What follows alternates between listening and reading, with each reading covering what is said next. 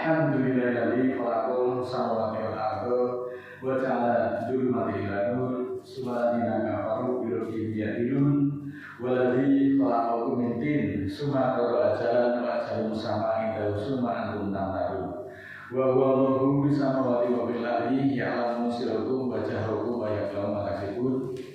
Asyhadu an la ilaha illallah wahdahu la syarika lah innama huwa ilahun wahid. Allahu la ilaha illa huwa rabbul arsyil azim. Allahu la ilaha illa huwa hayyul qayyum. Allahu la ilaha illa huwa arrahmanur rahim. Rabbis shrah li sadri wa yassir li amri wahlul 'uqdatam min lisani yafqahu qawli waj'alni waziran min ahli.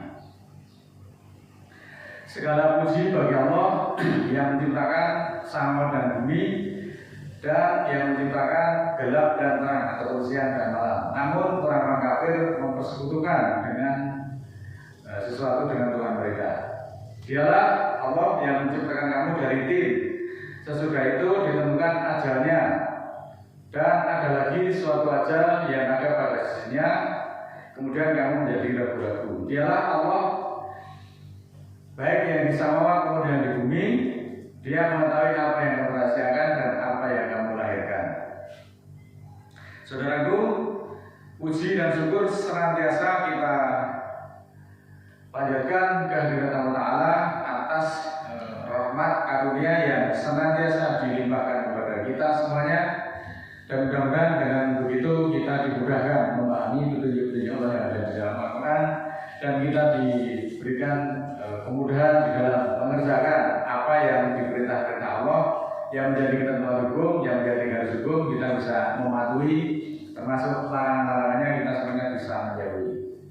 Dan saudaraku, dalam kondisi saat ini kita patut prihatin karena sampai saat ini masih banyak pemahaman yang sangat rancu yang berkaitan dengan istilah sunnah dan hadis. Karena kebanyakan orang di kalangan kita belum bisa membedakan antara istilah sunnah dengan hadis. Sunnah itu dianggap sama dengan hadis. Itu yang terjadi pada saat ini. Kalau kemudian pengertiannya seperti ini dibiarkan, maka hal itu akan menimbulkan penafsiran dan interpretasi yang berbeda-beda antara satu dengan yang lain di kalangan umat Islam sendiri. Saudaraku, dari segi arti saja bahwa sunnah itu artinya ketentuan, sedangkan hadis itu artinya berita, kabar, atau juga bisa diartikan sebagai perkataan. Di dalam Al-Quran sendiri Allah membedakan pengertian antara sunnah dengan hadis. Itu nyata-nyata banyak sekali ayat-ayat yang berkaitan dengan sunnah, dan juga ada kata-kata hadis dalam Al-Quran itu banyak sekali, dan tentu saja artinya juga berbeda-beda. Tetapi justru manusia atau saudara kita yang ada di lingkungan kita saat ini, justru antara sunnah dan hadis itu dianggap sama. Kalau orang bicara sunnah pasti larinya ke hadis. Maka di dalam hal ini kita akan mencermati bagaimana sebetulnya kedudukan antara sunnah dengan hadis itu. Karena yang akan kita hindari adalah kerancuan dan pendangkalan di dalam pemahaman agama, dan di dalam hal ini nanti sangat potensi terjadi penyimpangan dan menjauhkan dari kebenaran yang hakiki kalau kemudian kita menyamakan antara pengertian sunnah dengan hadis. Oleh karena itu, saudara, mari kita cermati petunjuk-petunjuk Allah yang ada di dalam Al-Quran yang menerangkan tentang sunnah. Yang pertama ada di dalam surat ke-17 ayat 77, A'udzubillahi minasyaitonir rajim, bismillahirrahmanirrahim. Sunata man qad arsalna qablaka min rasulina wala tajidu li sunnatillahi tahwila. Selaku sunnah atau selaku ketentuan pada orang-orang yang sungguh kami utus sebelum kamu dari rasul-rasul kami, dan tidaklah akan kamu dapati pembatasan bagi sunnah Allah itu. Tidak akan kamu dapati pembatasan bagi ketentuan Allah itu. Kemudian masih berkaitan dengan sunnah, itu di dalam surat ke-33 ayat 62 juga disebutkan sunnatullahi fil ladzina khalau min qablu walan tajida li sunnatillahi tabdila.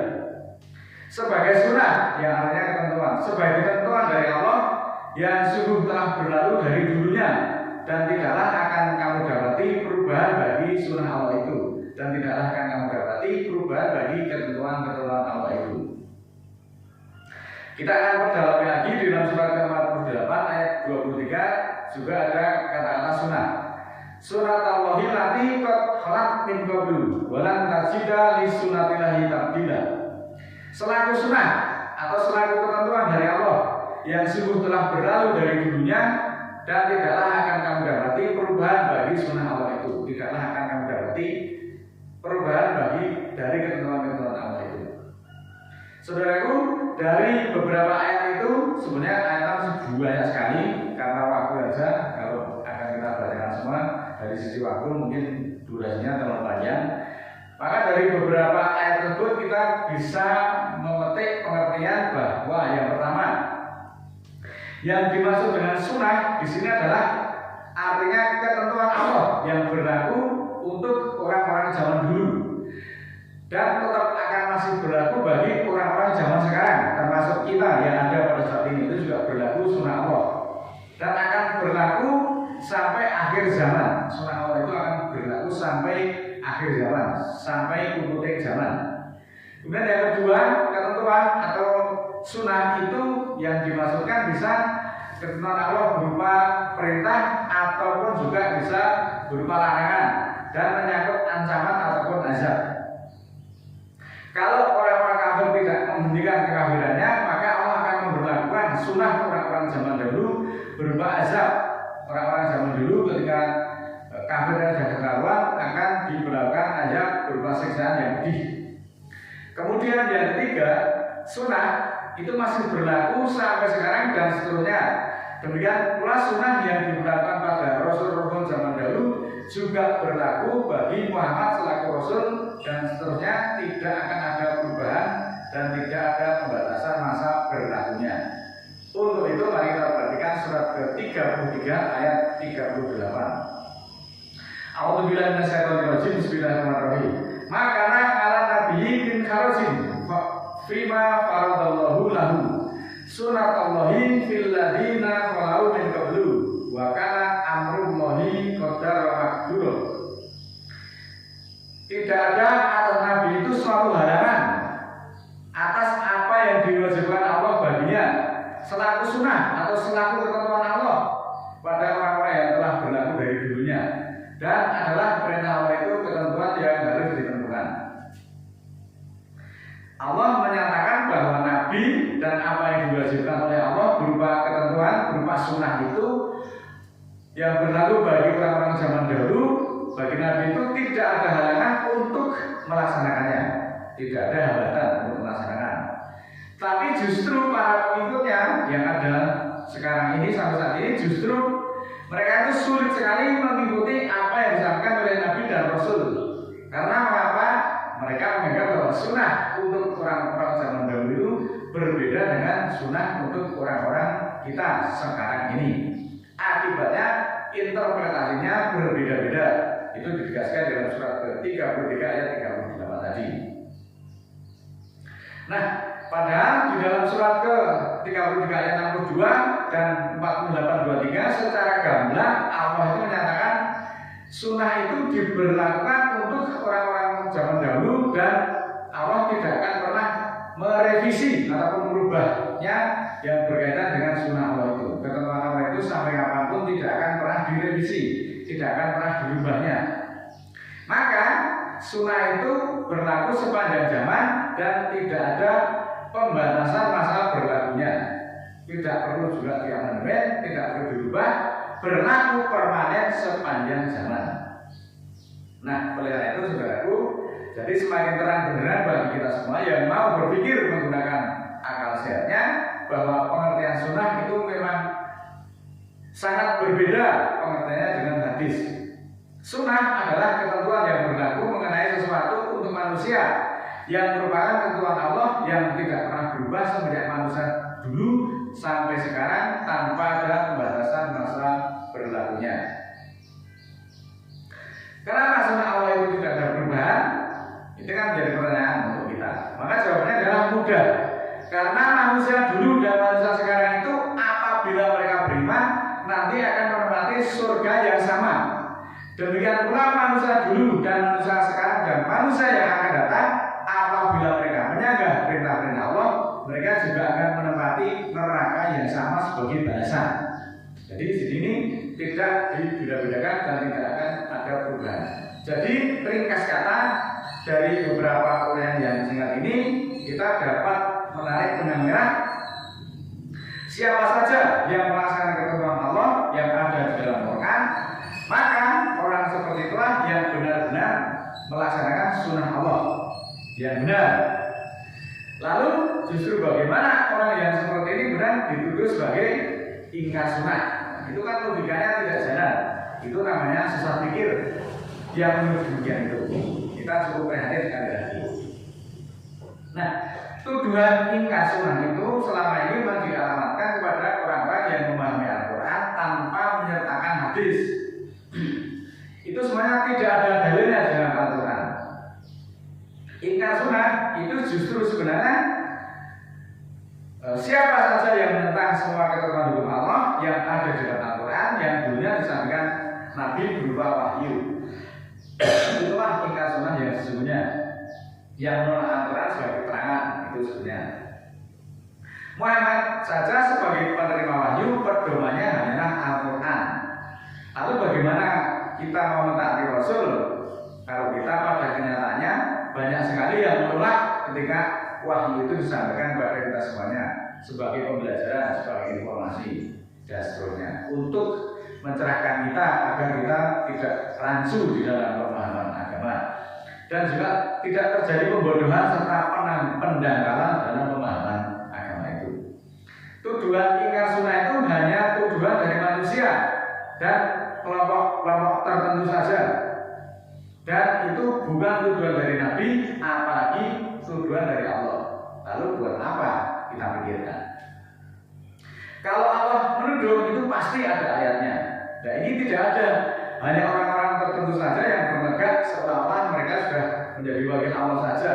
Mereka gemar sekali atau senang sekali menyesat-nyesatkan orang atau menuduh orang lain itu sesat karena hanya mereka bukan golongannya. Kemudian mereka mengklaim dirinya lah pewaris surganya Allah. Padahal pada kenyataannya dia adalah penyanggah ayat-ayat yang nyata. Buktinya ketika disampaikan Al-Quran dengan berbagai argumen, dengan berbagai keilmuannya mereka membantah. Wah itu maksudnya orang penuh dan maksudnya dia juga tidak menjelaskan kepada kita. Hanya berpedoman pokoknya itu bukan dalil. Kalau kita akan mengemukakan ayat, ketika Anda tidak setuju dengan ayat, kemukakan dong ayatnya. Ayatnya seperti ini. Dan ayat-ayat Al-Quran itu tidak mungkin salah. Maka Anda jangan seenaknya menuduh orang lain hanya karena tidak segolongan dengan Anda, kemudian Anda menuduh kita menjadi kurang sesat. Jangan sembarangan. Keluarkan ayat-ayat itu berupa Al-Quran. Karena di sini saya juga mengeluarkan ayat, dan ayat itu pasti benar. Kalau terjadi salah, itu saya yang salah dalam menganalisa, dalam memahaminya. Tetapi ayatnya tidak mungkin akan salah. Oleh karena itu, saudaraku, marilah senantiasa kita semakin memahami petunjuk-petunjuk itu di dalam Al-Quran. Petunjuk itu harus dipelajari dan dipahami, bukan hanya dihafal, apalagi hanya disair-sairkan, hanya dinyanyi-nyanyikan. Kalau Anda belajar agamanya nyanyi-nyanyi seperti sampai kapanpun, itu tidak akan pernah mendapat yang namanya petunjuk. Petunjuk itu untuk dicermati, untuk dipahami, dan kemudian diamalkan, bukan untuk sekedar disair-sairkan, bukan untuk sekedar dinyanyi-nyanyikan. Meskipun kedengarannya indah mendayu-dayu, tetapi itu nyata-nyata bertentangan dengan Al-Quran. Kenapa? Nabi itu juga tidak patut mensair-sairkan Al-Quran. Kenapa kita justru yang katanya mentaati Rasul gemar sekali ayat Al-Quran itu hanya dijadikan sekedar bahan nyanyi-nyanyi, bahkan sampai larut malam itu mengganggu ketenangan orang. Tidakkah kalian berpikir hal yang demikian?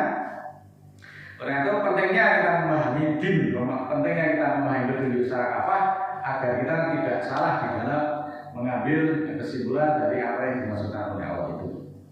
A'udzubillahi minasyaitonir rajim. Bismillahirrahmanirrahim. Allahumma ighfirli wa lil mu'minina wal mu'minat al-ahya'i minhum wal amwat innaka sami'un qaribun mujibud da'wat innaka 'ala kulli syai'in qadir.